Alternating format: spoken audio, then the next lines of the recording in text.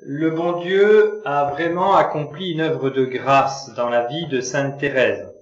C'est un prêtre qui dit cela, c'est pas très gracieux de le dire comme il dit, mais ça fait bien comprendre quand même. Il dit, la vie et le message de Sainte Thérèse, c'est un petit peu comme une savonnette. Au moment où on croit le posséder, il nous échappe. Il y a un mystère. Ne pensons pas que ce soir et à la fin de cette année, nous aurons tout compris, tout découvert sur Sainte Thérèse.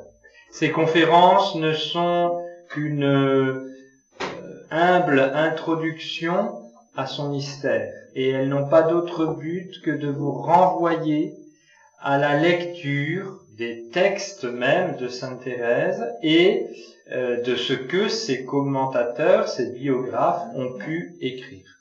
Je pense que cette remarque est importante parce que on ne dira pas tout et l'un sera touché par un aspect, un autre par un autre. Ça, c'est le mystère de la grâce. Donc, ouvrons grand nos cœurs ce soir à ce qui va nous être montré de ce mystère de grâce, de salut, de rédemption qui s'est accompli de manière magnifique en Sainte Thérèse. N'oublions pas que c'est ainsi qu'elle commence ses manuscrits autobiographiques. Elle dit qu'elle va, par obéissance, écrire les souvenirs de sa vie et que ce n'est que pour chanter les miséricordes du Seigneur à son égard. Ne perdons jamais de vue cela.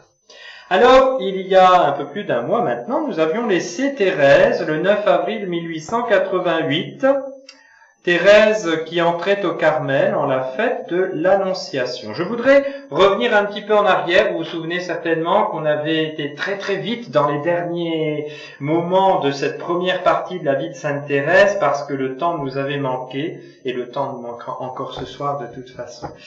Je voudrais revenir sur quelques points qui peuvent nous manifester quelques aspects de cette personnalité tout à fait magnifique, enthousiasmante, attachante, séduisante qu'est Sainte Thérèse.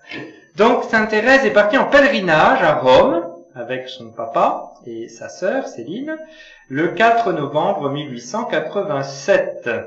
Elle passe par Paris où elle recevra une grâce mariale à Notre-Dame des Victoires. C'est vraiment la Sainte Vierge qui m'a souri. On sait que Sainte Thérèse avait été prise de scrupules et de crainte d'avoir menti pendant sa maladie, etc. Et à Notre-Dame des Victoires, la Sainte Vierge lui fait comprendre qu'elle n'a aucune crainte à avoir. Pour nous, c'est important, quand on a des peines spirituelles, il faut aller voir la Sainte Vierge. Elle est reine de la paix.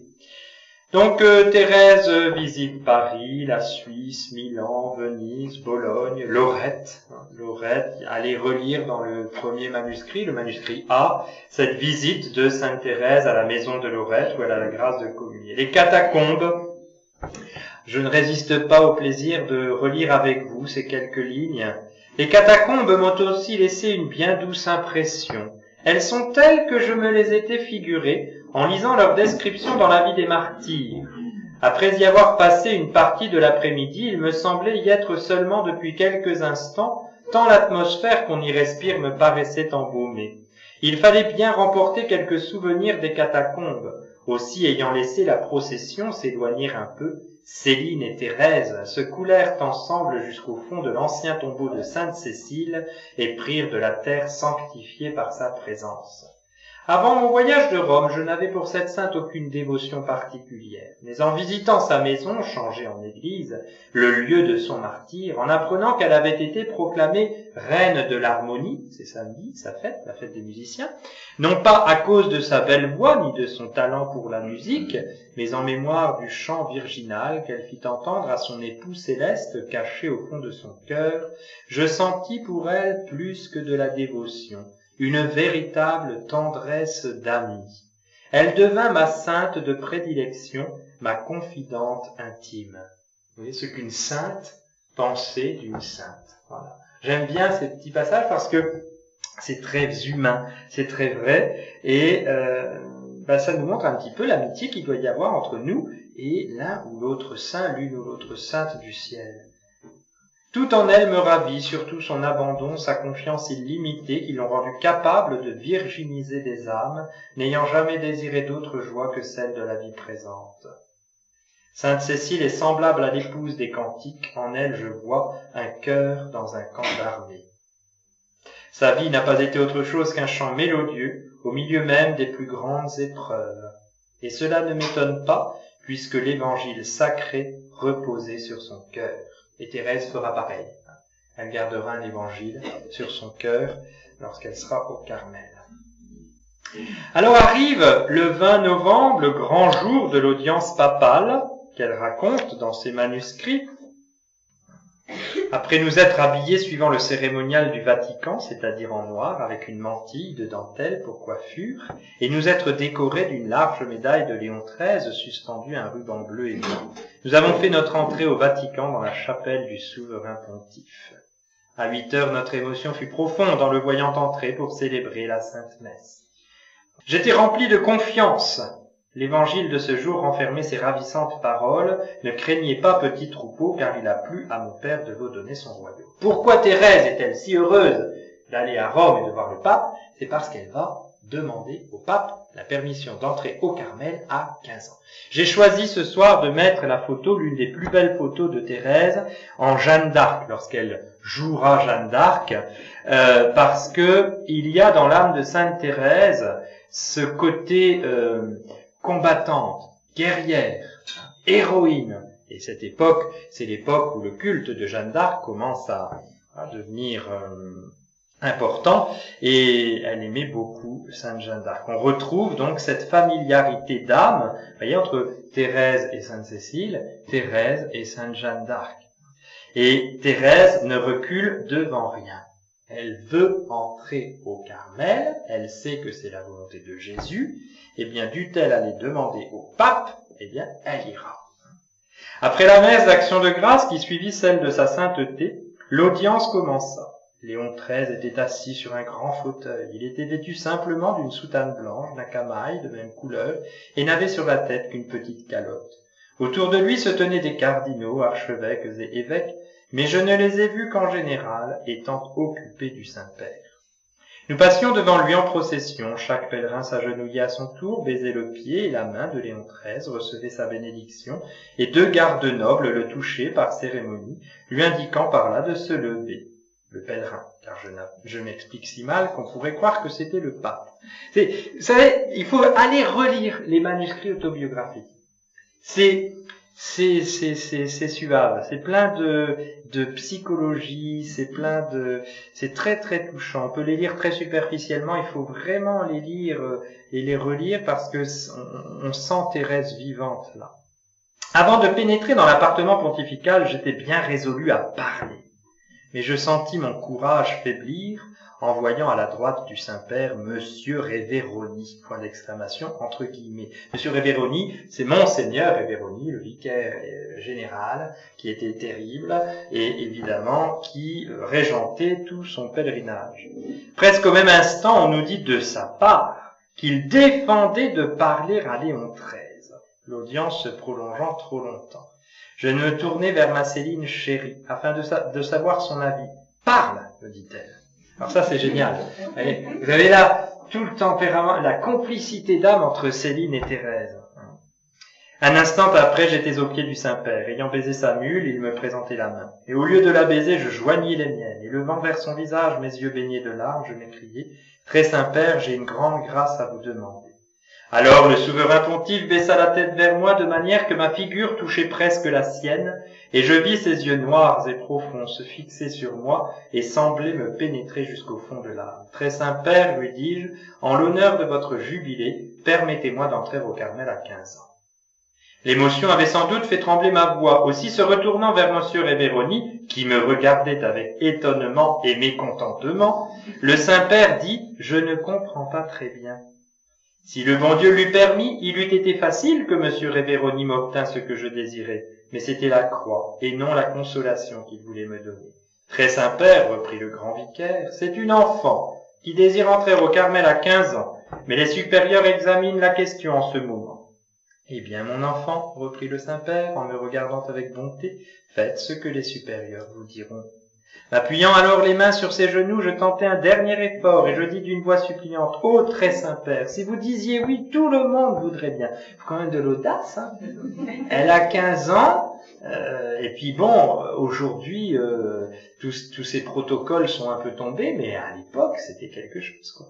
Il me regarda fixement et prononça ces mots en appuyant sur chaque syllabe: allons, allons, vous entrerez si le bon Dieu le veut. La bonté du Saint-Père m'encourageant, je voulais encore parler, mais les deux gardes nobles me touchèrent poliment, elle souligne, pour me faire lever. Voyant que cela ne suffisait pas, ils me prirent par les bras, et M. Révéroni les aida à me soulever, car je restais encore les mains jointes appuyées sur les genoux de Léon XIII, et ce fut de force qu'ils m'arrachèrent de ses pieds. Au moment où j'étais enlevé ainsi, le Saint-Père posa sa main sur mes lèvres, puis il la leva pour me bénir. Alors mes yeux se remplirent de larmes, et M. Révéroni put contempler au moins autant de diamants qu'il en avait vu à Bayeux.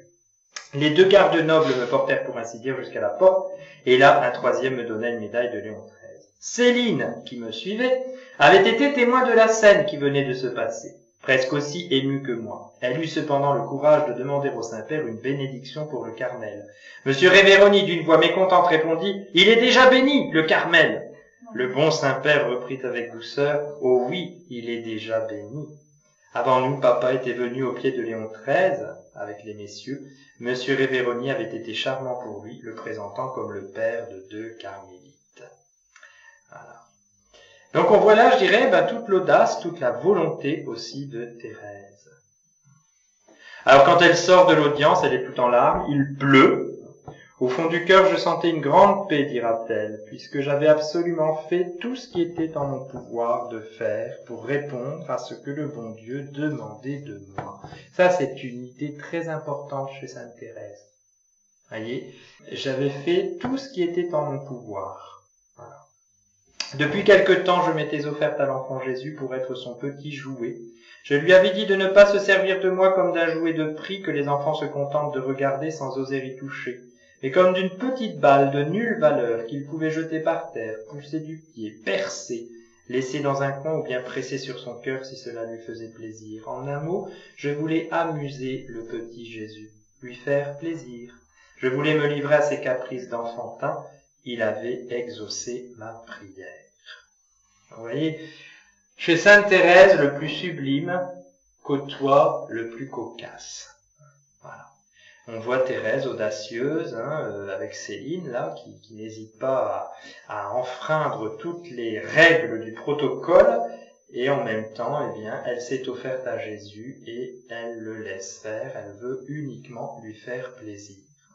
Elle dira après, le soir, elle écrira à Pauline, sa sœur, qui est déjà au Carmel: « Le bon pape est si vieux qu'on dirait qu'il est mort. Je ne me le serais jamais imaginé comme cela. Il ne peut dire presque rien, c'est Monsieur Révéroni qui parle. » Bon, Léon XIII, qui est déjà pape depuis 9 ans, qui sera pape encore jusqu'en 1903. Et le journal de l'Univers, le 24 novembre 1887, dira: « Un pèlerinage à Rome était alors un événement, etc. Parmi les pèlerins se trouvait une jeune fille de 15 ans qui a demandé au Saint-Père la permission de pouvoir entrer tout de suite au couvent pour s'y faire religieuse. » L'événement sera relaté dans la chronique du journal de l'époque, parce que ça avait quand même fait un petit peu sensation. Sur ce pèlerinage, avant que je m'appelle un tout petit peu, c'est simplement pour faire ressortir le tempérament de Sainte Thérèse. Elle dira par exemple que la tristesse de son âme ne l'empêcha pas de prendre un grand intérêt aux saints lieux que nous visitions. Et elle avait envie de toucher à tout. Voilà. Il fallait toujours que je trouve le moyen de toucher à tout. Ainsi, dans l'église de Sainte-Croix en Jérusalem, nous pûmes vénérer plusieurs morceaux de la vraie croix, 2 épines et l'un des clous sacrés. Aussi, je trouvai un moyen, en vénérant la précieuse relique, de couler mon petit doigt dans un des jours du reliquaire, et je pus toucher au clou qui fut baigné du sang de Jésus. J'étais vraiment par trop audacieuse. Heureusement, le bon Dieu qui voit le fond des cœurs, c'est très important chez Sainte Thérèse, c'est que mon intention était pure et que pour rien au monde je n'aurais voulu lui déplaire. J'agissais avec lui comme un enfant qui se croit tout permis et regarde les trésors de son père comme les siens. Il ne faut pas faire de Sainte Thérèse ce que les modernes quelquefois en font, une espèce d'avant-gardiste de 68. Pas du tout ça, évidemment, c'est complètement faux. Mais vous aurez toujours chez Sainte Thérèse ce contraste. Elle est à la fois très traditionnelle, elle sera attachée aux plus petites prescriptions de sa règle de carmélite. Ça, elle était féroce là-dessus avec ses novices. Et en même temps, c'est l'intention du cœur qui compte, une largeur d'esprit. Et sous ce rapport, je pense qu'elle est vraiment pour notre temps aussi. Je ne puis comprendre pourquoi les femmes sont si facilement excommuniées en Italie. À chaque instant, on nous disait « N'entrez pas ici, n'entrez pas là, vous seriez excommuniés. » Ah, les pauvres femmes, comme elles sont méprisées. Cependant, elles aiment le bon Dieu en bien plus grand nombre que les hommes. Et pendant la passion de notre Seigneur, les femmes eurent plus de courage que les apôtres, puisqu'elles bravèrent les insultes des soldats et osèrent essuyer la face adorable de Jésus. On retrouve Thérèse est prise un peu de l'esprit de Sainte Jeanne d'Arc, voyez, guerrière, sans respect humain. C'est sans doute pour cela qu'il permet que le mépris soit leur partage sur la terre, puisqu'il l'a choisi pour lui-même.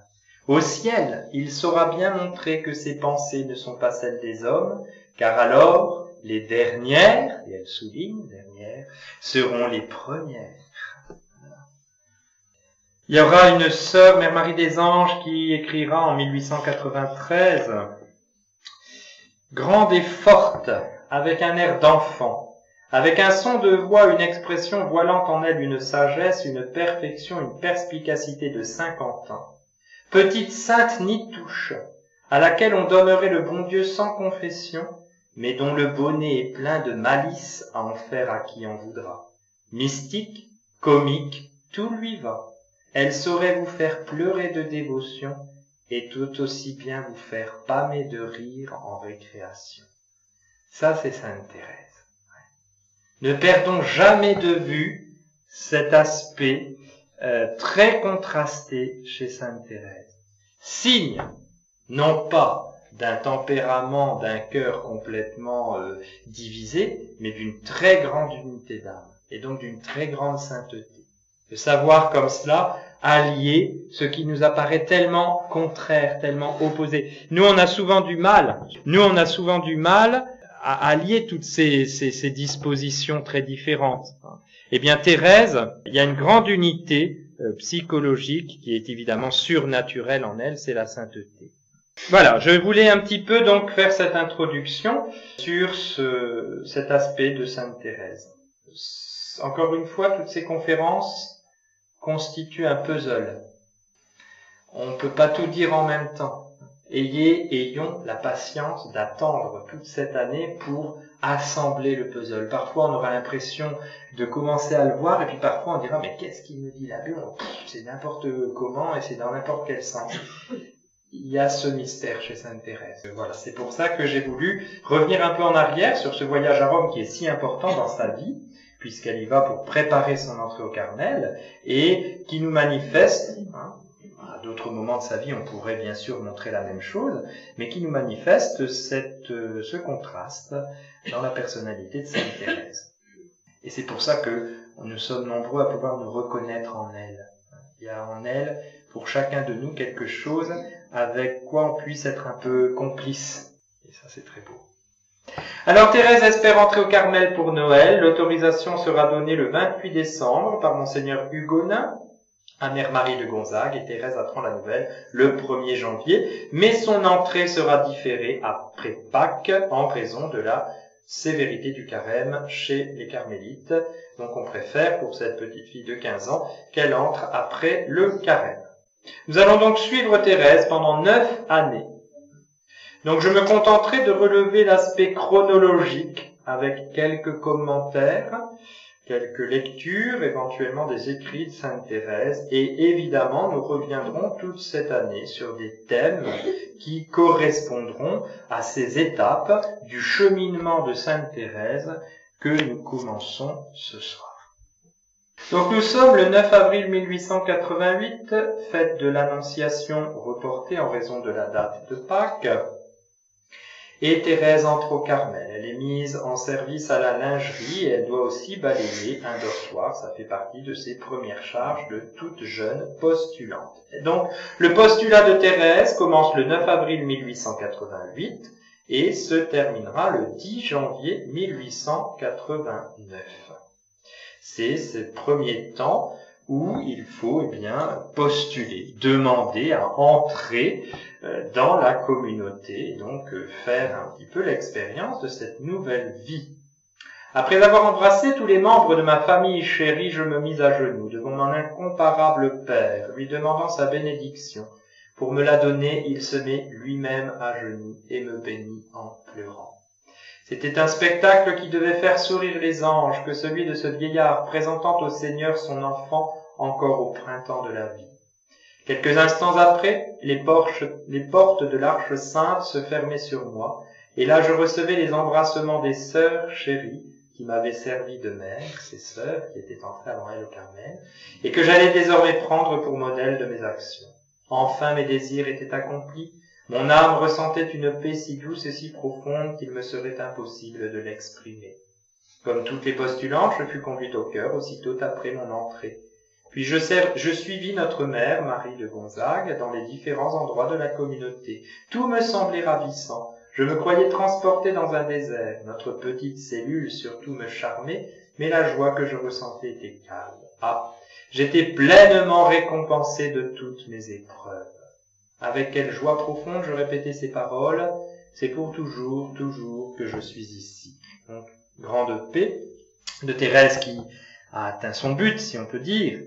Mais on trouve aussi vite, ça aussi c'est typique chez Sainte Thérèse, la réalité, le réalisme thérésien. Les illusions, le bon Dieu m'a fait la grâce de n'en avoir aucune en entrant au Carmel. J'ai toujours trouvé la vie religieuse telle que je me l'étais figurée. Aucun sacrifice ne m'étonna. Mes premiers pas ont rencontré plus d'épines que de roses. Oui, la souffrance m'a tendu les bras et je m'y suis jeté avec amour. Ce que je venais faire au Carmel, je l'ai déclaré au pied de Jésus hostie dans l'examen qui précéda ma profession. Je suis venu pour sauver les âmes et surtout afin de prier pour les prêtres. Lorsqu'on veut atteindre un but, il faut en prendre les moyens. Jésus me fit comprendre que c'était par la croix qu'il voulait me donner des âmes et mon attrait pour la souffrance grandit à mesure que la souffrance augmentait. Ah, quelle surprise à la fin du monde nous aurons en lisant l'histoire des âmes, qu'il n'y aura de personne étonnée en voyant la voie par laquelle la mienne a été conduite. Nous verrons, dans les semaines qui viennent, comment cette disposition d'âme qui sera toujours la sienne va se nuancer dans les années qui vont suivre, et comment elle arrivera à la découverte de sa petite voix, qui est d'aimer sa faiblesse et de se servir de sa faiblesse pour laisser la grâce triompher en elle. Le 23 mai de l'année 1888, donc un mois et demi après, donc Marie, sa sœur, qui l'a précédée au Carmel, prend le voile. Elle fera le 28 mai une confession générale au père Pichon, grand ami de la famille de Sainte Thérèse. Elle le prend pour directeur de conscience et c'est là que le père Pichon lui déclare « En présence du bon Dieu, de la Sainte Vierge et de tous les saints, je déclare que jamais vous n'avez commis un seul péché mortel. » Il ajouta « Remerciez le bon Dieu de ce qu'il a fait pour vous, car s'il vous abandonnait, au lieu d'être un petit ange, vous deviendriez un petit démon. Ah, je n'avais pas de peine à le croire. Je sentais combien j'étais faible et imparfaite. » Autre aspect très important de l'enseignement de Sainte Thérèse. Mais la reconnaissance remplissait mon âme, j'avais une si grande crainte d'avoir terni la robe de mon baptême, qu'une telle assurance, sortie de la bouche d'un directeur comme le désirait notre mère Sainte Thérèse, me paraissait sortie de la bouche même de Jésus. Donc le père Pichon délivre Sainte Thérèse de cette peine d'âme, de cette crainte qu'elle avait, qui sera toujours un peu présente chez elle de ne pas plaire au bon Dieu. C'est à cette époque-là, un mois plus tard, au mois de juin, vers le 15 juin, que Céline fera part à son père, Monsieur Martin, de sa vocation de carmélite. Et 8 jours après, Monsieur Martin a les premiers symptômes de cette maladie mentale qui sera la sienne. Le 23 juin, il fugue. Cela représente pour Thérèse particulièrement, bien sûr pour toutes ses sœurs, le commencement d'un calvaire qui durera 3 ans, puisque Thérèse, qui aime tant son père, est au Carmel, elle ne peut rien faire. Dans Lisieux, évidemment, on raconte. Et oui, il est devenu fou, il devient fou, parce que toutes ses filles sont entrées au Carmel et l'ont laissé tout seul. Ça va vite, les ragots, les jugements téméraires. Et donc pour Thérèse, c'est une véritable souffrance d'âme. Quand elle écrit ce que nous avons lu tout à l'heure, la souffrance m'a tendu les bras et je m'y suis jeté avec amour, c'est de cette épreuve en particulier dont sainte Thérèse parle. Elle est à peine entrée au Carmel que son père commence à devenir fou, à perdre la tête. Et pour elle, c'est évidemment un chagrin immense. Le bon Dieu a des chemins qui ne correspondent pas à nos vues humaines. Pourquoi le bon Dieu fait ça? Il fait ça parce que il sait qu'il en tirera un plus grand bien, et ce plus grand bien, parmi d'autres que nous connaissons ou que nous ne connaissons pas, ce sera cette persévérance de sainte Thérèse dans la contemplation du visage de Jésus, sa dévotion à la Sainte Face. C'est à travers la maladie de son Père qu'elle découvrira et qu'elle comprendra davantage le sens de la souffrance dans la vie de notre Seigneur. Et que, à travers ce chemin de souffrance qui va être le sien, elle va s'unir davantage à notre Seigneur pour la conversion des âmes, pour les prêtres. Monsieur Martin sera retrouvé 4 jours plus tard au Havre. Il errait, il avait un peu perdu la tête, et il passera ainsi par des alternances de moments de lucidité et des moments de déraison jusqu'à son internement en février 1889. C'est à cette époque que Thérèse écrit par exemple à Céline, lettre du 23 juillet 1888. « La vie souvent est pesante, quelle amertume, mais quelle douceur. Oui, la vie coûte, il est pénible de commencer une journée de labeur. Si encore on sentait Jésus, oh, on ferait bien tout pour lui, mais non, il paraît à 1000 lieues, nous sommes seuls avec nous-mêmes. Oh, l'ennuyeuse compagnie quand Jésus n'est pas là. Mais que fait-il donc, ce doux ami? Il ne voit donc pas notre angoisse, le poids qui nous oppresse? Où est-il? Pourquoi ne vient-il pas nous consoler, puisque nous n'avons que lui pour ami? Hélas, il n'est pas loin, il est là tout près, qui nous regarde, qui mendie cette tristesse, cette agonie. Il en a besoin pour les âmes, pour notre âme. Il veut nous donner une si belle récompense. Hélas, il lui en coûte de nous abreuver de tristesse. Jésus n'est pas heureux quand il nous voit tristes, malheureux. Il lui en coûte de nous abreuver de tristesse, mais il sait que c'est l'unique moyen de nous préparer à le connaître comme il se connaît. Élevons-nous au-dessus de ce qui passe, tenons-nous à distance de la terre, plus haut l'air est pur. Jésus se cache, mais on le devine. En versant des larmes, on essuie les siennes. Et la Sainte Vierge sourit, pauvre mère, elle a eu tant de peine à cause de nous. Il est juste que nous la consolions un peu en pleurant et souffrant avec elle. Allez dans les écrits de sainte Thérèse. Quand elle dit, voyez, Jésus se cache, mais on le devine. C'est d'une profondeur.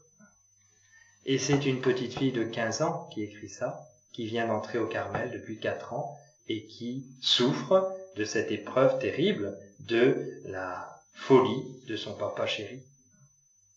En raison de l'état de santé de M. Martin, la prise d'habit de Thérèse, qui était prévue au mois de novembre, est différée.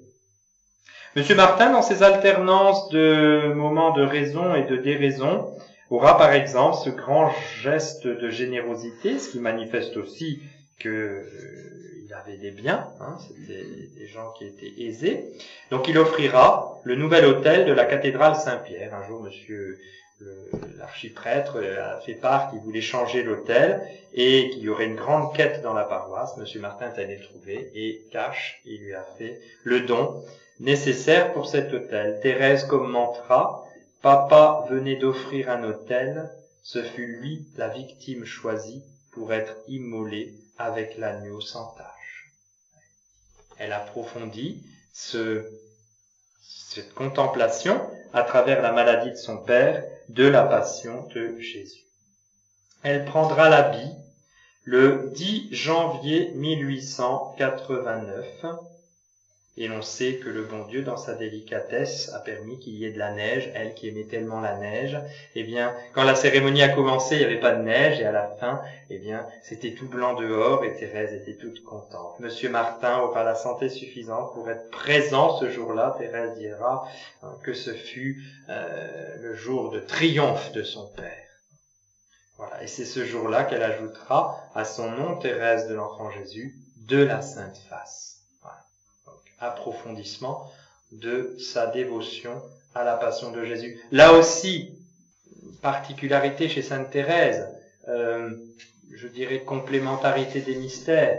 Thérèse de l'Enfant Jésus, toute l'enfance spirituelle, la crèche, Noël, être des petits-enfants devant Dieu, mais la Passion, la co-rédemption, le rachat, tout se tient. Donc Thérèse, ce 10 janvier, prend l'habit et entre ainsi officiellement au noviciat. 10 janvier 1889, période qui durera jusqu'au 24 septembre 1890. Thérèse est chargée du réfectoire avec sa sœur Agnès de Jésus et du balayage dans la communauté. L'état de santé redevient inquiétant pour Monsieur Martin. Au mois de février, le 12 février, après une crise d'hallucination, il est hospitalisé à l'hôpital du Bon Sauveur de Caen, où il restera 3 années, jusqu'à sa mort.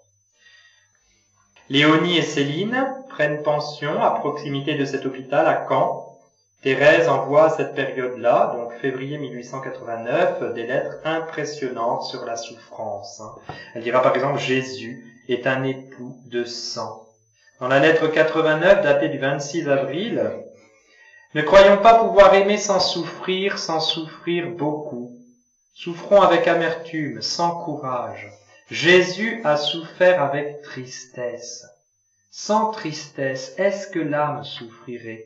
Et nous voudrions souffrir généreusement, grandement? Céline, quelle illusion!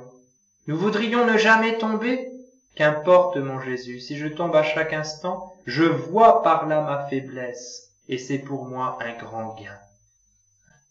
La sainteté ne consiste pas à dire de belles choses, elle ne consiste pas même à les penser, à les sentir, elle consiste à souffrir et à souffrir de tout. Un jour viendra où les ombres disparaîtront, alors il ne restera plus que la joie, l'ivresse. Profitons de notre unique moment de souffrance, ne voyons que chaque instant, un instant c'est un trésor. Un seul acte d'amour nous fera mieux connaître Jésus, il nous rapprochera de lui pendant toute l'éternité. On a déjà dans ces lettres de Thérèse à sa sœur Céline, dans cette grande épreuve qui est l'épreuve familiale de la maladie de Monsieur Martin, en germe tout ce qui fera la doctrine de Sainte Thérèse. Tout cela va se nuancer avec le temps, va se perfectionner, mais on a déjà, tout est là, la doctrine de l'instant présent, l'offrande de la souffrance, un seul acte d'amour qui suffit à nous faire connaître Jésus, l'amour de sa faiblesse. Tout est là. Alors, mais il va falloir du temps pour que tout ça se mette en place, bien sûr, et qu'elle l'expérimente d'une manière beaucoup plus fine, sous l'action de la grâce. Cette période, 1889, petit regard historique sur la société de l'époque, c'est l'époque de l'exposition universelle, c'est l'inauguration de la Tour Eiffel. Les hommes font des grandes choses, n'est-ce pas, à Paris. Une petite religieuse est en train d'offrir sa souffrance dans un Carmel en Normandie et se prépare dans ce petit rien un ouragan de gloire qui éclatera 10 ans plus tard. C'est en juillet 89 que Thérèse recevra une grâce d'intimité avec la Sainte Vierge lorsqu'elle fait sa retraite à l'ermitage de Sainte-Marie-Madeleine. Elle vivra une semaine comme sous le voile de Marie. 1890, Thérèse a 17 ans. C'est cette année-là qu'elle lit Saint Jean de la Croix, qu'elle découvre les textes d'Isaïe dans la Bible sur le serviteur souffrant. Textes qui correspondent bien, évidemment, à l'image de son Père qui est serviteur souffrant à la suite de notre Seigneur. La profession de Thérèse est différée. C'est à cette époque qu'elle lit les fondements de la vie spirituelle du Père Surin. Elle dira dans son manuscrit « Ah, j'attendrai, Seigneur, autant que vous voudrez. » En mai de cette année 1890, elle a un entretien avec le père Blino, un jésuite, qui veut modérer ses grands désirs de sainteté. Qui lui dit, attention, la sainteté, il ne faut pas tendre à tant de choses, tant d'amour, etc. Contentons-nous d'être des gens modestes, hein, tout simples, mais il ne faut pas vouloir avoir des idées aussi grandes de sainteté. Très mauvais conseil, évidemment, d'un prêtre, qu'heureusement Thérèse ne suivra pas. Le 28 août, elle commence sa retraite de profession, retraite de grande aridité. Mon fiancé ne me dit rien, dira-t-elle à sœur Agnès. Et lors de son examen canonique, une carmélite, avant de faire profession religieuse, est soumise à ce qu'on appelle un examen canonique. Un prêtre lui pose des questions pour bien se rendre compte si elle fait cette démarche librement, volontairement, en toute connaissance de cause. C'est là qu'elle dira « Je suis venue au Carmel pour sauver les âmes et surtout afin de prier pour les prêtres ». Elle en fait vraiment sa mission première. Et Pie XI dira plus tard « La mission de Thérèse, c'est d'aider les prêtres à aimer Jésus-Christ ». Avant de faire profession, Thérèse est ballottée dans son âme par des doutes sur sa vocation, doutes qu'elle exprimera à sa supérieure, et alors la paix revient dans son cœur. Elle sera, le jour de sa profession, 8 septembre 1890, fête de la Nativité de la Sainte Vierge, elle sera inondée, dit-elle, d'un fleuve de paix. Je me suis offerte à Jésus, afin qu'il accomplisse parfaitement en moi sa volonté, sans que jamais les créatures y mettent obstacle. Dans cette petite phrase du manuscrit A, Thérèse rappelle ce qu'elle dit au tout début des manuscrits. La perfection, c'est d'être ce que Dieu veut que nous soyons. Je me suis offerte à Jésus, afin qu'il accomplisse parfaitement en moi sa volonté, sans que jamais les créatures y mettent obstacle. Thérèse a un cœur humain qui déborde d'amour. Elle a été entourée d'amour et de tendresse dans sa famille, et elle a besoin d'aimer. Mais elle sait qu'elle a un cœur tel qu'elle s'attachera aux créatures, et elle avait demandé au Seigneur de changer pour elle en amertume toutes les beautés et les joies de cette vie. Et le bon Dieu la prend au mot, bien sûr. Elle a peur d'elle-même, et du coup, elle demande au Seigneur que les créatures ne mettent pas obstacle entre l'amour qu'il doit y avoir entre lui et elle. À la fois un cœur très humain, très avide d'aimer, et elle aimera en vérité, elle le dira à sa supérieure, elle aimera ses novices, elle aura vraiment une grande capacité d'affection, d'amour, et en même temps, elle veut que cet amour soit un amour pur, c'est-à-dire uniquement pour le bon Dieu. Un amour vécu dans l'amour du Christ. C'est difficile pour nous d'unir ces deux aspects. Là, chez Sainte Thérèse, on sent qu'il y a cela. Thérèse, en 1891, l'année de ses 18 ans, entend une retraite au mois d'octobre prêchée par le père Proux. Elle dit ceci dans les manuscrits. Ordinairement, les retraites prêchées me sont encore plus douloureuses que celles que je fais toute seule. Mais cette année-là, il en fut autrement. J'avais fait une neuvaine préparatoire avec beaucoup de ferveur, malgré le sentiment intime que j'avais, car il me semblait que le prédicateur ne pourrait me comprendre, étant surtout destiné à faire du bien aux grands pécheurs, mais pas aux âmes religieuses. Le bon Dieu voulant me montrer que c'était lui seul, le directeur de mon âme, se servit justement de ce père qui ne fut apprécié que de moi. Alors derrière cette petite phrase très discrète, on imagine très bien que les sœurs ont dû trouver la retraite très barbante et on a probablement dû le faire comprendre à ce brave père Proux. Brave père Proux qui n'empêche, n'a pas eu conscience probablement qu'il allait être l'instrument du bon Dieu pour que cette âme, destinée à devenir la plus grande sainte des temps modernes, prenne son envol. J'avais alors de grandes épreuves intérieures de toutes sortes, jusqu'à me demander parfois s'il y avait un ciel. Je me sentais disposé à ne rien dire de mes dispositions intérieures, ne sachant comment les exprimer. Ça aussi, c'est très thérésien. Elle ressent plein de choses, elle a du mal à le dire. À peine entré dans le confessionnal, je sentis mon âme se dilater. Après avoir dit peu de mots, je fus comprise d'une façon merveilleuse et même devinée. Mon âme était comme un livre dans lequel le Père lisait mieux que moi-même. Il me lança à pleine voile sur les flots de la confiance et de l'amour qui m'attiraient si fort, mais sur lesquels je n'osais avancer. Très importante petite phrase de Thérèse. Elle est en plein climat janséniste. Dans un Carmel français qui a perdu, d'une certaine façon, son authenticité carmélitaine à cause de cette influence janséniste et gallicane. Elle sent qu'il faut aller au bon Dieu par la confiance et par l'amour, mais tout le contexte dans lequel elle se trouve l'en empêche. Ce père jésuite qui lui dit « Mais non, non, il faut pas penser des trucs pareils, contentez-vous de vous sanctifier, et puis voilà. Mais ne pensez pas que vous allez aimer le bon Dieu de tout votre cœur et tout. Vous n'êtes pas une sainte !» Elle qui brûle du désir de l'être, justement.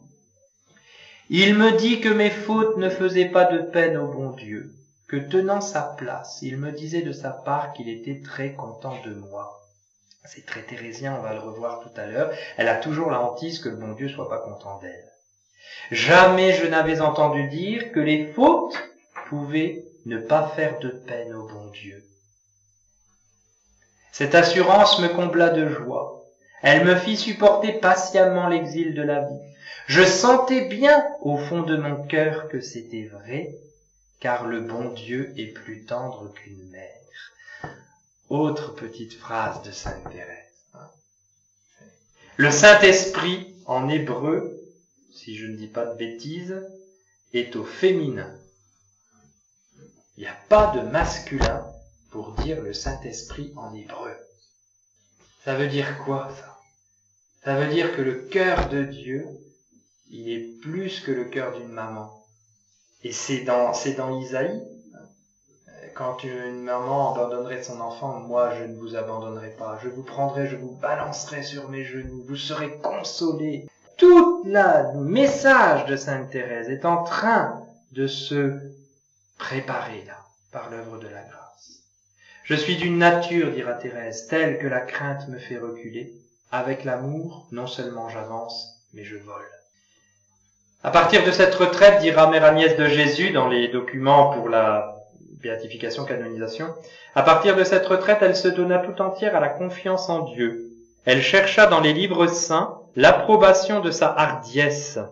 Elle répétait avec bonheur la parole de Saint Jean de la Croix, « On obtient de Dieu autant que l'on en espère ». En décembre de cette année 91, Mère Geneviève, fondatrice du Carmel de Lisieux, que Thérèse considère comme une sainte, meurt. Elle est inhumée dans la chapelle et Thérèse rêve qu'elle reçoit le cœur de cette bonne Mère Geneviève. Les songes dans la vie de Sainte Thérèse sont importants. Plusieurs fois, le bon Dieu lui parlera par des songes. C'est à cette époque qu'il y aura cette épidémie d'influenza où Thérèse sera l'une des rares religieuses à tenir le coup. Elle se dévoue à la sacristie et dans cette épidémie qui fait qu'il y a plusieurs religieuses qui meurent, tous les matins on trouve une sœur morte dans sa chambre, eh bien elle peut communier tous les jours et c'est pour Sainte Thérèse une grande force. 1892, Thérèse a 19 ans.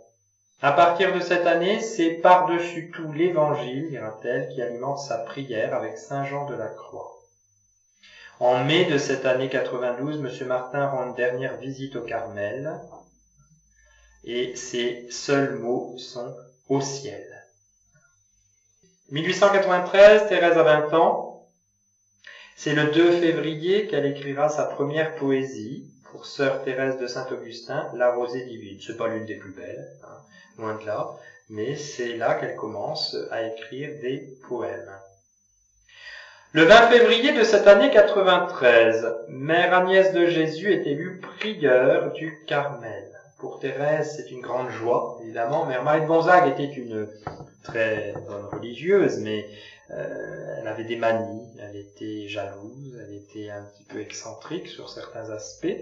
Elle a beaucoup aimé Thérèse, Mère Marie de Gonzague, mais elle avait un tempérament tel qu'elle pouvait décevoir, et Thérèse sera probablement déçue de Mère Marie de Gonzague, mais l'aimera vraiment d'un cœur sincère. Elle voit en elle Jésus, et elle l'aime d'un cœur sincère.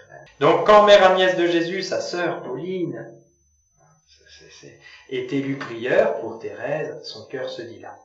Et on retrouve cet élément très important de la vie de Sainte Thérèse. Dès qu'il y a un élément qui va favoriser sa capacité d'aimer, eh bien Thérèse s'envole. C'est à ce moment-là que Mère Marie de Gonzague, bien sûr, pour des raisons de diplomatie à l'intérieur de cette petite communauté du Carmel, s'occupera des novices, et Thérèse sera aide de Mère Marie de Gonzague au noviciat. À cette époque, 93, Thérèse a 20 ans, elle est aide de la maîtresse des novices. C'est quand même pas rien, hein. Il y a pas 5 ans qu'elle est au Carmel. Il y a une petite parenthèse qu'il faut faire sur la vie familiale. Léonie, cette chère Léonie, dont je pense nous parlerons cette année. Léonie, donc, qui est la 3e des filles Martin, fait son 3e essai de vie religieuse à la Visitation de Caen, où il y avait la sœur de Madame Martin. Léonie, je fais juste une toute petite parenthèse pour mentionner la chose, c'est une enfant difficile qui va décevoir sa famille. Elle est 3e au milieu de 5 filles, elle est entre 2 plus grandes et 2 plus petites, et elle n'arrivera jamais à trouver sa place. Léonie, elle est isolée de par son âge, de par plein de circonstances, et du coup elle est complexée. Et Léonie, c'est une enfant dont Madame Martin aura cette parole terrible dans une lettre qu'elle écrira à sa sœur qui est religieuse et qui va mourir.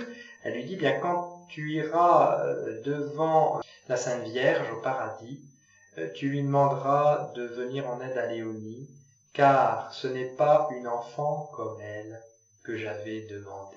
Je fais que mentionner cette chose-là, c'est pour dire que les bienheureux Louis et Zélie Martin, parents de Sainte Thérèse, ont vécu cette difficulté d'une enfant qu'ils n'ont pas réussi à faire sortir d'elle-même. Une enfant introvertie, complexée, qui aura toute sa vie une vie difficile. Elle sera toujours l'oubliée, la pauvre Léonie. Et pourtant, cette chère Léonie sera celle qui suivra Sainte Thérèse du plus près, en vivant vraiment la petite voix de sa sœur Thérèse. Je ne sais pas si on aura l'occasion de faire une conférence un soir sur Léonie, mais ça vaudrait vraiment la peine. Il y a des miracles qui sont attribués à son intercession. Thérèse devrait quitter le noviciat, elle demande à y rester par humilité, et elle va, dans ce noviciat, s'occuper des novices. 1894, Thérèse a 21 ans. C'est l'époque, au mois de janvier, où elle écrit la mission de Jeanne d'Arc, première de ses récréations pieuses pour sa sœur, la prieure Mère Agnès de Jésus. C'est l'époque où Léon XIII déclare Jeanne d'Arc vénérable. C'est au printemps de cette année 1894 que commence la maladie de Thérèse. Elle commence à souffrir de la gorge. C'est à cette époque-là, au mois d'avril, que Léonie prend l'habit à la Visitation de Caen. Elle sortira de ce couvent, peu de temps plus tard, par un nouvel échec. Monsieur Martin reçoit l'extrême-onction le 27 mai de cette année 1894. Le 1er juin, quelques jours plus tard, Thérèse compose pour la fête du Sacré-Cœur la poésie numéro 5 qui s'appelle « Mon chant d'aujourd'hui ». Je vous lis quelques versets, quelques strophes de cette poésie qui manifeste l'âme de Thérèse.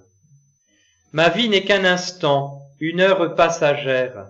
Ma vie n'est qu'un seul jour qui m'échappe et qui fuit.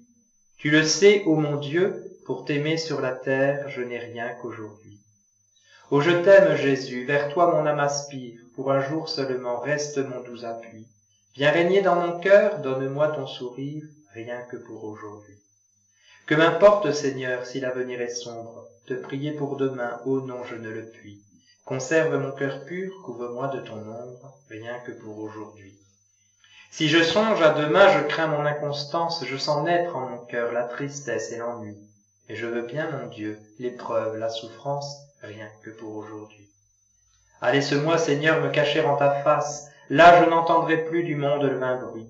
Donne-moi ton amour, conserve-moi ta grâce, rien que pour aujourd'hui. Pain vivant, pain du ciel, divine Eucharistie, au mystère sacré que l'amour a produit, viens habiter mon cœur, Jésus, ma blanche hostie, rien que pour aujourd'hui. Ô Vierge Immaculée, c'est toi ma douce étoile qui me donne Jésus et qui m'unise à lui. Ô Mère, laisse-moi reposer sous ton voile, rien que pour aujourd'hui. Je volerai bientôt. Je volerai bientôt pour dire tes louanges, quand le jour s'en couchant sur mon âme aura lui. Alors je chanterai sur la lyre des anges l'Éternel aujourd'hui.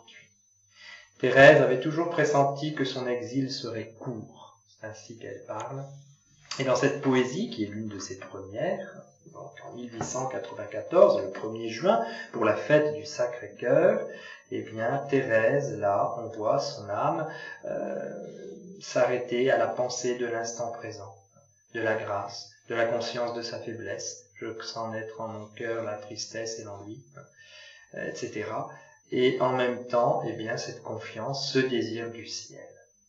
Tout cela est en train de se mettre en place dans l'âme de Thérèse. C'est au mois de juillet de cette année 94 que le docteur Lanel la consulte pour ses enrouements, ses maux de poitrine. Monsieur Martin meurt le 29 juillet 1894. Céline demande au supérieur son admission au Carmel. Thérèse est bien sûr ravie, d'autant plus qu'il y avait eu tout un combat parce que Céline est une belle fille, pleine de talent, et donc elle est demandée en mariage. Et Thérèse n'a qu'une peur, c'est que sa sœur Céline donne son cœur à un homme, alors qu'il n'y a que Jésus qui puisse être digne du cœur de Céline. Et donc elle se bagarre littéralement par lettres pour dire non, tu dois pas te marier, tu dois venir au Carmel et tout. L'Antipape le père Pichon, qui est un grand ami de la famille Martin, veut envoyer Céline au Canada dans une mission, etc. C'est un branle-bas de combat au Carmel, les sœurs Martin sont pas du tout d'accord. Alors il y a encore une fois une joute épistolaire pour en finir. Céline entrera au Carmel le 14 septembre 1894. On retrouve notre Thérèse volontaire et qui lâche pas, qui lâche rien, et quand elle veut, elle veut. Au mois d'octobre de cette année, transfert d'Alençon à Lisieux des restes de Madame Martin, de ses 4 enfants, de son père et de sa belle-mère, pour mettre dans le caveau familial. C'est à cette époque, automne 94, date très importante dans la vie de Thérèse, que Thérèse inventorie les carnets de Céline. Céline est arrivée au Carmel avec son appareil photo, avec des tas de choses, et notamment un petit carnet dans lequel elle a écrit des paroles de la Bible. À l'époque, les paroles de la Bible, c'était pas tellement connu, on lisait le catéchisme, mais on lisait pas la Bible, et Thérèse y découvre celui qui est tout petit, qu'il vienne à moi, etc. Ces paroles du prophète Isaïe. Et c'est là que se fait la lumière dans son âme. Nous le verrons quand nous étudierons bientôt comment la petite voix de Sainte Thérèse est née. Toujours est-il que c'est à cette époque-là, automne 94, que ce chemin de grâce commence dans l'âme de Sainte Thérèse. Que tout ce qu'elle a compris dans sa vie jusqu'ici, tout ce qu'elle a vécu, expérimenté, va devenir pour elle certitude. Et elle va avoir la mission de l'enseigner.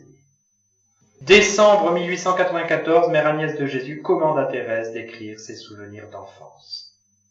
1895, Thérèse a 22 ans, c'est l'année de grâce dans la vie de Sainte Thérèse. L'année durant laquelle elle écrira le manuscrit A, premier manuscrit, donc de ce qui constitue l'histoire d'une âme. En janvier, 21 janvier, elle représente Jeanne d'Arc dans une petite scénette qu'elle a écrite, Jeanne d'Arc accomplissant sa mission.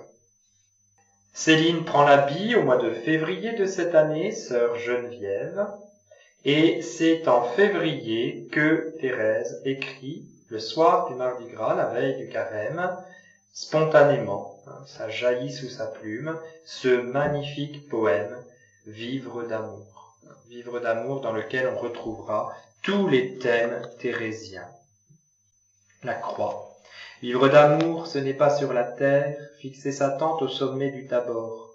Avec Jésus, c'est gravir le calvaire, c'est regarder la croix comme un trésor. Au ciel, je dois vivre de jouissance, alors l'épreuve aura fui pour toujours. Mais exilé, je veux dans la souffrance vivre d'amour. Vivre d'amour, c'est bannir toute crainte, tout souvenir des fautes du passé. De mes péchés, je ne vois nulle empreinte, en un instant, l'amour a tout brûlé. Vivre d'amour, c'est naviguer sans cesse, semant la paix, la joie dans tous les cœurs. Pilote aimé, la charité me presse, car je te vois dans les âmes, mes sœurs.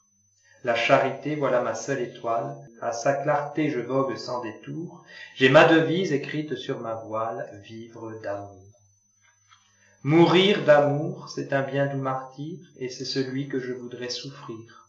Aux chérubins, accordez votre livre, car je le sens, mon exil va finir. Thérèse, 22 ans, sent qu'elle va bientôt quitter cette terre. Pentecôte de l'année 95, le 9 juin, offrande spontanée de Thérèse à l'amour miséricordieux pendant la messe. Elle prononcera avec Céline, sœur Geneviève, cet acte d'offrande devant la Vierge du Sourire 2 jours plus tard, le 11 juin.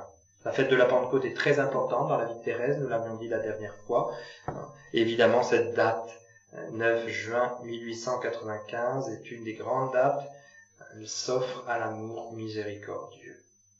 Et elle sentira, 8 jours plus tard, une blessure d'amour pendant le chemin de croix. Elle dira « J'ai compris que mon offrande était acceptée ». C'est à cette époque qu'elle écrira aussi un poème au Sacré-Cœur de Jésus, très beau poème, on n'a pas le temps de lire, mais on lira, je pense, à l'occasion. Et Thérèse va commencer à proposer son acte d'offrande à l'amour miséricordieux à ses sœurs, sœur Marie du Sacré-Cœur, qui acceptera après quelques hésitations. C'est aussi à cette époque que Léonie quitte la Visitation pour la 3e fois.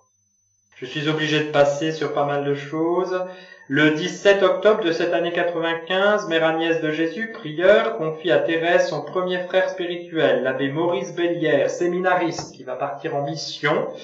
Maurice, qui est un séminariste toujours en dents de scie, avec des moments d'exaltation et des moments de déprime. Et Thérèse va devenir vraiment sœur spirituelle de ce séminariste, elle va l'aider, et Thérèse comprend son âme.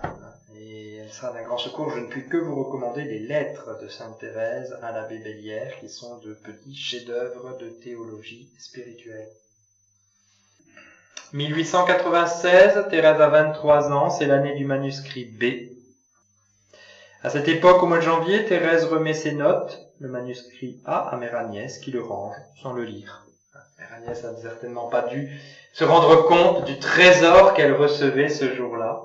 Elle ne le comprendra que plus tard. C'est souvent comme ça dans la vie des saints, dans la vie de l'Église.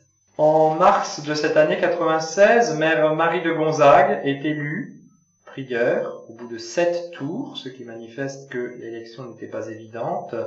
Sainte Thérèse est confirmée dans son rôle de maîtresse auxiliaire du noviciat.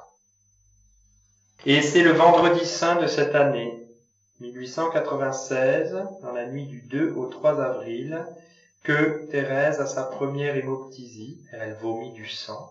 On connaît cette histoire qu'elle a racontée dans ses manuscrits. Elle dit que son cœur était tout joyeux quand elle a senti que ce devait être du sang, mais comme elle ne pouvait pas allumer la lumière, elle n'en prendra conscience que le lendemain matin dans son mouchoir, et elle comprend que le fiancé se prépare à accueillir sa fiancée. Mais c'est aussi après cette joie du ciel qui se profile à l'horizon pour Thérèse, l'entrée, paradoxe encore une fois, du bon Dieu, de l'Évangile, l'entrée dans ce qu'elle appellera ses plus épaisses ténèbres.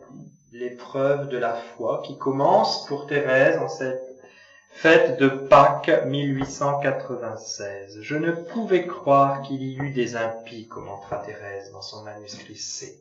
Je ne pouvais croire qu'il y eût des impies n'ayant pas la foi. Je croyais qu'ils parlaient contre leurs pensées en niant l'existence du ciel. Au jour si joyeux du temps pascal, Jésus m'a fait sentir qu'il y a véritablement des âmes qui n'ont pas la foi. qui par l'abus des grâces perdent ce précieux trésor, source des seules joies pures et véritables. Il permit que mon âme fût envahie des plus épaisses ténèbres, et que la pensée du ciel, si douce pour moi, ne soit plus qu'un sujet de combat et de tourment.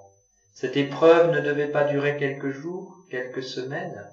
Elle ne devait s'éteindre qu'à l'heure marquée par le bon Dieu, et cette heure n'est pas encore venue. Jusqu'à sa mort, Thérèse connaîtra cette nuit de la foi. Je dois vous sembler, dit-elle à sa mère prieure, à qui elle rédige ce manuscrit C l'année suivante, je dois vous sembler une âme remplie de consolation et pour laquelle le voile de la foi s'est presque déchiré. Et cependant, ce n'est plus un voile pour moi, c'est un mur qui s'élève jusqu'aux cieux et couvre le firmament étoilé.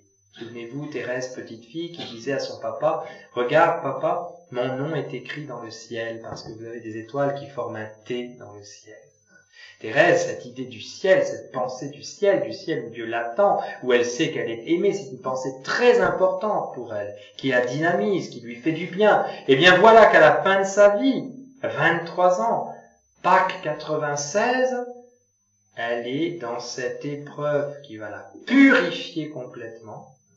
Elle ne voit plus le ciel. Lorsque je chante le bonheur du ciel, l'éternelle possession de Dieu, je n'en ressens aucune joie, car je chante simplement ce que je veux croire. Et elle souligne, je veux croire.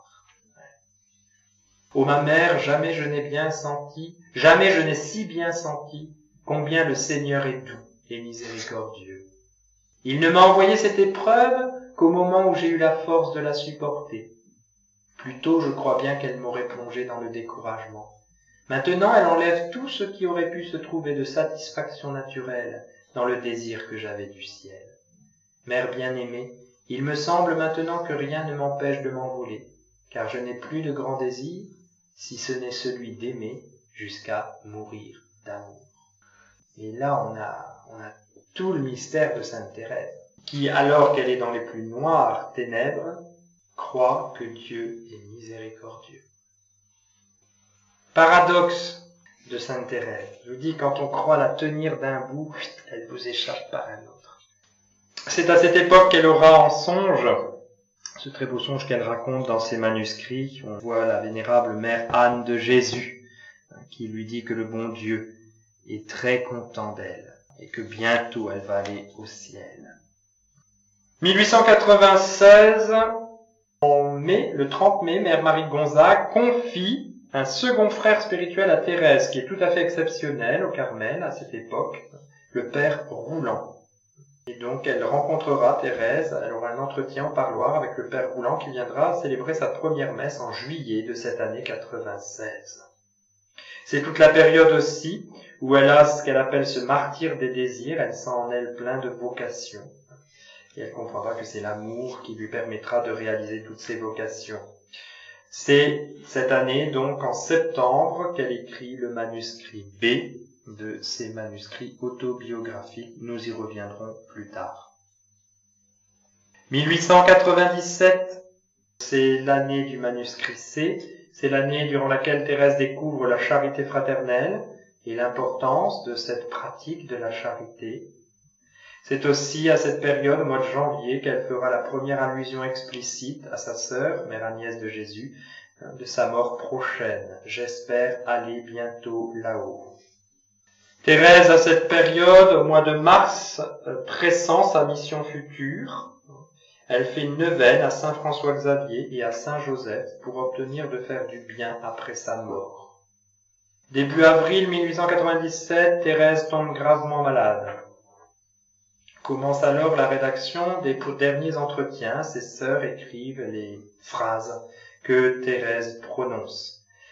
Triste période aussi où il y a cette imposture de Léo Taxil qui s'est fait passer pour une Diana Vaughan, une femme qui faisait partie de la franc-maçonnerie et qui aurait dévoilé des secrets de la franc-maçonnerie. Tout le catholicisme de l'époque s'enthousiasme pour cette chose-là.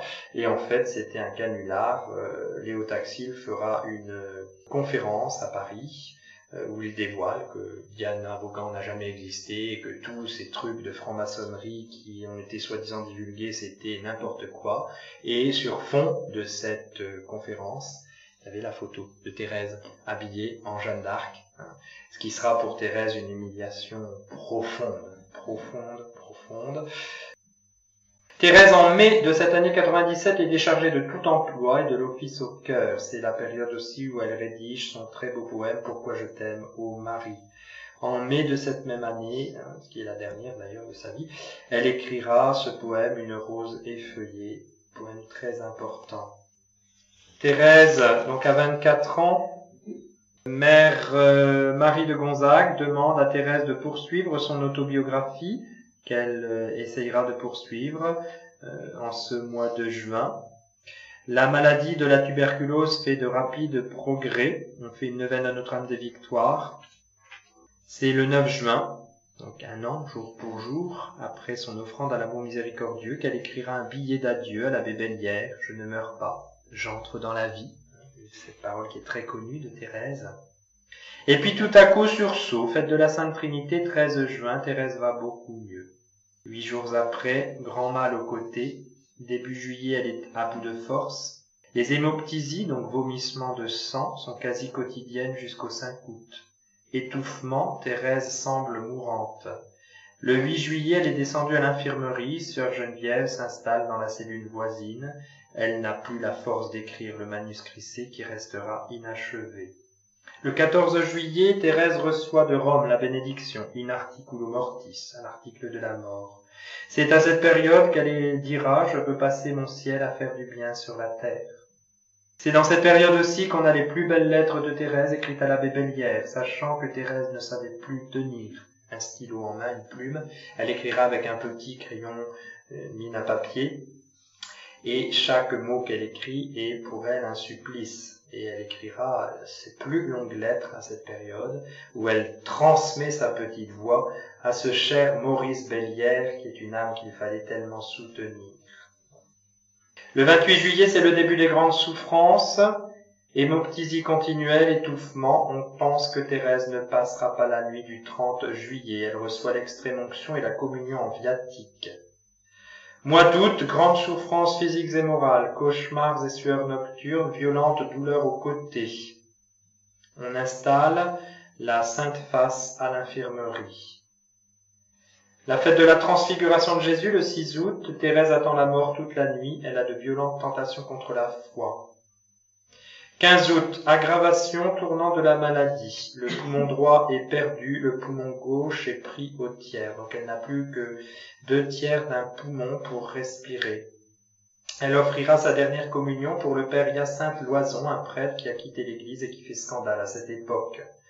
Thérèse manque de se trouver mal pendant la célébration. Le rite de la communion donnée aux malades lui tape sur les nerfs, elle ne supporte plus. 22 août, c'est le début des maux d'intestin, journée de souffrance continuelle, on craint la gangrène, la tuberculose donc atteint les intestins.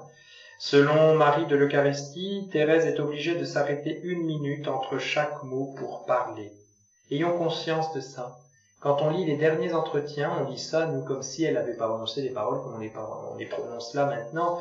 Non, 1 minute de respiration entre chaque mot pour parler. Elle ne sait plus respirer. Elle étouffe littéralement. Le 23 août, elle passera la plus mauvaise nuit. Thérèse comprend la tentation du suicide. C'est là qu'elle dit, ne laissez jamais des médicaments à côté des personnes gravement malades. Si je n'avais pas eu la foi, je me serais supprimée sans hésiter. Parole de la plus grande sainte des temps modernes. Le 24 août, douleur d'intestin à crier. Monseigneur Gaucher, qui a écrit un livre, on fera toute une conférence sur les souffrances de Sainte Thérèse, il faudra passer par là. Mais Monseigneur Gaucher disait que ces souffrances ont été atroces. C'est à cette période qu'on a la dernière photographie de Thérèse étendue sous le cloître dans son lit. Le 31 août, elle n'a plus la force de faire le signe de croix. Le 6 septembre, elle pleure quand on lui apporte une relique de Théophane Vénard. Son cher petit Théophane, mon âme ressemble à la sienne, c'est une âme qui me plaît. Le 12 septembre, les pieds enflent. 14 septembre, Thérèse effeuille une rose sur son crucifix. Le 18, on croit qu'elle va mourir. 27 septembre, souffrance extrême. Le 29, elle se confesse à l'abbé Faucon qui en ressort très impressionné et elle entre en agonie. Thérèse entre dans la vie le 30 septembre à 19h20. Elle meurt devant la communauté rassemblée. Le 1er octobre, on prend la dernière photo de Thérèse morte et le 4 octobre, elle est inhumée au cimetière de Lisieux en la fête de Saint François d'Assise. Je voudrais terminer cette soirée en relisant avec vous. On va prendre encore 5 minutes. Je déborde, mais je crois qu'on peut pas se quitter comme ça sur un aspect chronologique pur et simple. Je voudrais simplement relire quelques passages de ce que Mère Agnès de Jésus, Pauline, a noté du 30 septembre, jeudi, jour de sa précieuse mort. Le matin, je la gardais pendant la messe. Elle ne me disait pas un mot. Elle était épuisée, haletante. Ses souffrances, je le devinais, étaient inexprimables. Un moment, elle joignit les mains et regardant la statue de la Sainte Vierge, oh, je l'ai priée avec une ferveur. Mais c'est l'agonie, toute pure, sans aucun mélange de consolation. Toute la journée, sans un instant de répit, elle demeura, on peut le dire sans exagération, dans de véritables tourments. Elle paraissait à bout de force.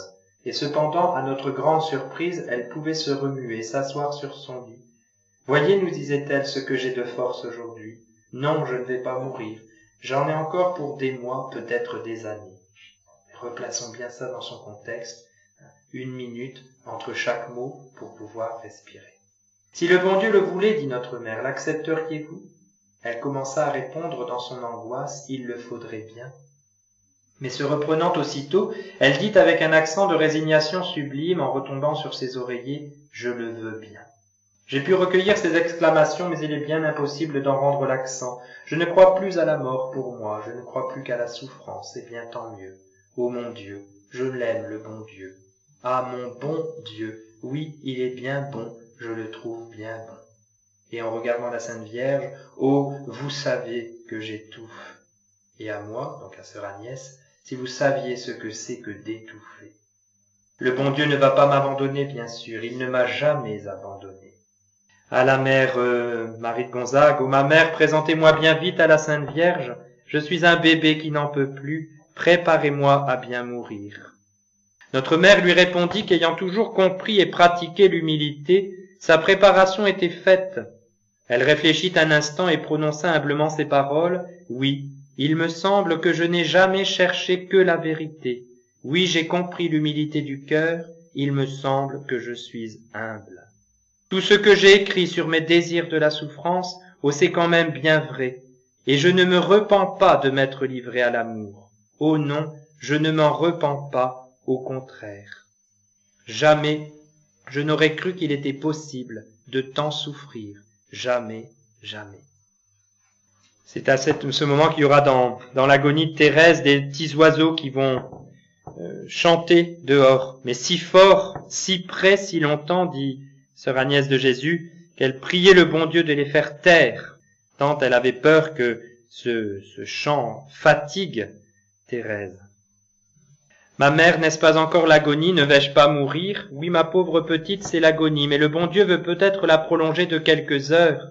Elle reprit avec courage, eh bien, allons, allons, oh, je ne voudrais pas moins longtemps souffrir. Et regardant son crucifix, oh, je l'aime, mon Dieu, je vous aime. Tout à coup, après avoir prononcé ces paroles, elle tomba doucement en arrière, la tête penchée à droite. Notre mère fit sonner bien vite la cloche de l'infirmerie pour rappeler la communauté. Ouvrez toutes les portes, disait-elle en même temps. Cette parole avait quelque chose de solennel. Elle me fit penser qu'au ciel, le bon Dieu la disait aussi à ses anges. Les sœurs eurent le temps de s'agenouiller autour du lit et furent témoins de l'extase de la petite sainte mourante. Son visage avait repris le teint de lys qu'il avait en pleine santé. Ses yeux étaient fixés en haut, brillants de paix et de joie. Elle faisait certains beaux mouvements de tête, comme si quelqu'un l'eût divinement blessée d'une flèche d'amour, puis retirait la flèche pour la blesser encore. Sœur Marie de l'Eucharistie s'approcha avec un flambeau pour voir de plus près son sublime regard. À la lumière de ce flambeau, il ne parut aucun mouvement de ses paupières. Cette extase dura à peu près l'espace d'un credo, et elle rendit le dernier soupir. Après sa mort, elle conserva un céleste sourire, elle était d'une beauté ravissante.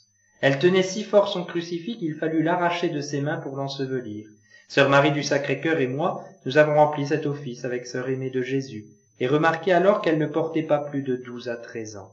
Elle est redevenue une petite fille. Ses membres restèrent souples jusqu'à son inhumation, le lundi 4 octobre 1897. Et Pauline dira plus tard, elle était d'une beauté ravissante, avec un sourire parlant qui semblait dire « Le bon Dieu n'est qu'amour et miséricorde ». La mort de Sainte Thérèse nous touche. Il y a une grâce dans ce récit de la mort de Thérèse. Et pour ça, je ne voulais pas terminer cette conférence ce soir sans le relire trop vite, certainement, et simplement pour vous inviter à aller vous-même le relire et le méditer. Sœur Vincent de Paul, une religieuse du Carmel, avait dit « Je ne sais pas pourquoi on parle tant de sœur Thérèse de l'Enfant Jésus. Elle ne fait rien de remarquable. On ne lui voit point pratiquer la vertu, on ne peut même pas dire qu'elle soit une bonne religieuse. Elle est passée inaperçue. » Sœur Marie de l'Eucharistie, qui fut novice de Thérèse, qui avait mieux compris Sainte Thérèse, disait « Je remercie le bon Dieu de m'avoir fait connaître cette petite sainte, car ici, dans la communauté, elle est ainsi aimée et appréciée. S'il t'était donné de la voir, tu dirais comme nous, et tu n'aurais qu'une envie, ce serait de marcher sur ses traces. Ce n'est pas une sainteté extraordinaire, ce n'est pas un amour de pénitente extraordinaire, non, c'est l'amour du bon Dieu. Les gens du monde peuvent imiter sa sainteté, car elle ne s'est étudiée qu'à tout faire par amour, et à accepter toutes les petites contrariétés, tous les petits sacrifices qui arrivent à chaque instant, comme venant de la main du bon Dieu. C'est là, je trouve, des plus beaux témoignages sur Sainte Thérèse. La grâce de Sainte Thérèse, et nous terminons là-dessus, c'est de croire en l'amour du bon Dieu envers et contre tout. Et le 25 août 1897, un mois avant de mourir, à l'abbé Bellière, qui réclamait un souvenir de Thérèse, elle avait envoyé sur une petite image de l'enfant Jésus cette petite phrase qu'elle a écrite « Je ne puis craindre un Dieu qui s'est fait pour moi si petit. Je l'aime, car il n'est qu'amour et miséricorde. »